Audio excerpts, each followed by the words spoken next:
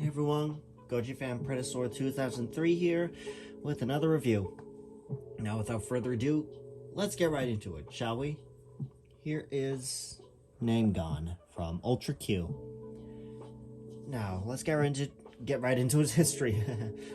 Okay, so the Cold War was happening during the time that Ultra Q came out, and in the show, scientists decide to send up a rocket and a satellite, or I guess you could say a little bit of both, to Mars. And on the return journey, the rocket it crashed off the coast of Japan and brought back with it two golden-like spears. The scientists decided it would be a good idea to store them in a sort of vault. However, that said vault eventually got robbed, and the robbers tried to make a getaway in some of the vehicles that were near an airport, I believe, in the show.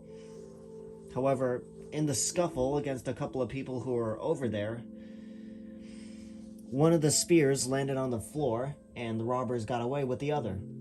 Now, one of the main characters picks up the spear and makes it into a necklace for another one of the main characters, but getting back to the ones the robbers have, they eventually hide out in a cave, and one of the spears either was accidentally or was purposefully thrown into the water, and that soon began to grow and began to hatch into Namegon, or Namegon. I'll just refer to him as Namegon, because that may help.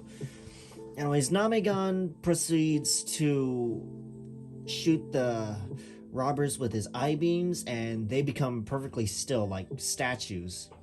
It's unconfirmed whether or not they actually died, but, well, for the majority of the episode, we would see Namegon, or rather, the main characters with Namegon's egg. So eventually they find the already hatched Namegon in the cave, and they start running, along with a few policemen as well. And as Namegon is chasing them and blasting at them as he comes out, one of the said main characters manages to lure Namegon away and tricks him into plunging into the sea.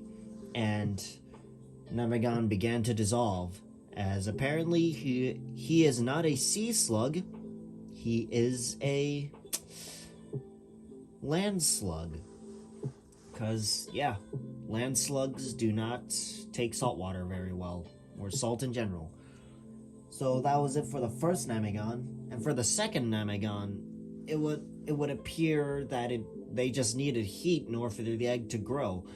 As our main characters are busy discussing with one of the professors as to where it came from, they soon find out, quite by accident, that it came from the golden egg. As one of the main characters, the one who had the necklace over her neck, she had it over a fire, and that soon began to grow and began to, well, get much heavier, probably the same weight as gold. Eventually, they managed to take off the necklace and throw the egg outside. However, the egg soon grew and hatched into another Namegon. And after that, we do not see Namegon again. You would think that they would do something a bit more with it, but given how complicated it would be to have a creature that looks like this in the show, you would think they would make some sort of Mothra way to do it, but apparently not, or at least too well. After that, we don't really see much of Namegon, and as if I can recall correctly, he probably appeared in a few stage shows or a few other side media as well, but none that I'm currently aware of. So sound off in the comments if you know of any side media that Namegon has made any further appearances in. But other than that was the last time we see Namegon. So let's get right into him, shall we? Let's start with the articulation. As you can see, it's really just comprised of two pieces. The eye stalks don't move, it's just his head. That only turns around. So, yeah, that's it for articulation. On to detail, he is actually rather detailed, a bit, as there are a lot of folds, not too many of them, these little bumps on the back. My only gripe is the coloration, as I believe there is a more show accurate version out there, but currently I only have 2 Namegons, and this is one of them. So yeah, getting back into detail, you could also see into his mouth a lot of bristles, given that they're, well, showed that in the show. They kind of remind me of whale bristles, not gonna lie. Then you got the eye stalks, and those have a little cracks and crevices in there. Just going to see if I can focus it there. Oh, come on.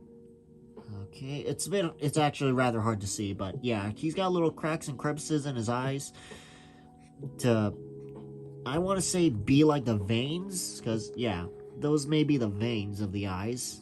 And you can certainly see that the paint is coming off, given the age of the figure. That's to be expected.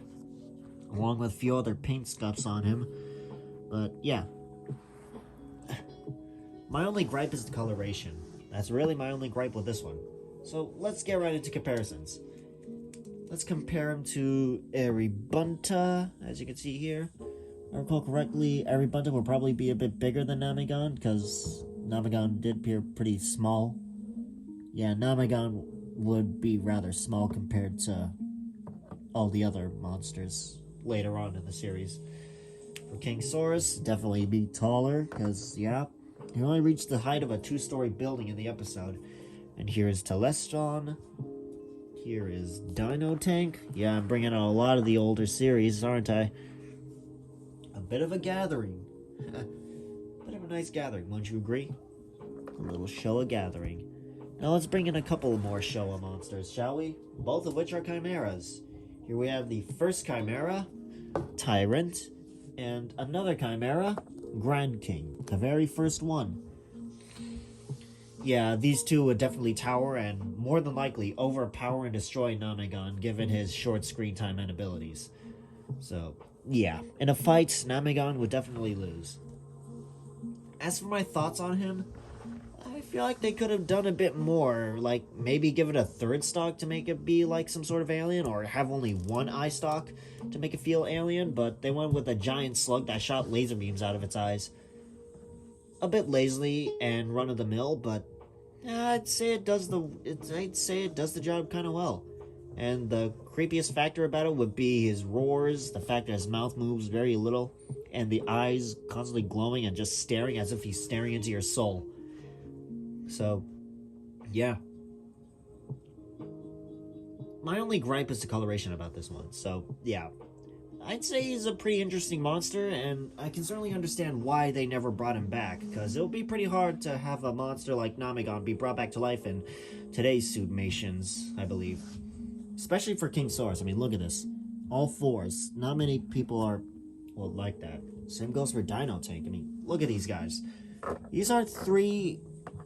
I want to say infamous monsters, or a bit uncommon in the Ultra series, but not many people remember them, or Subaraya never thought of bringing them back because of, well, certain the complications.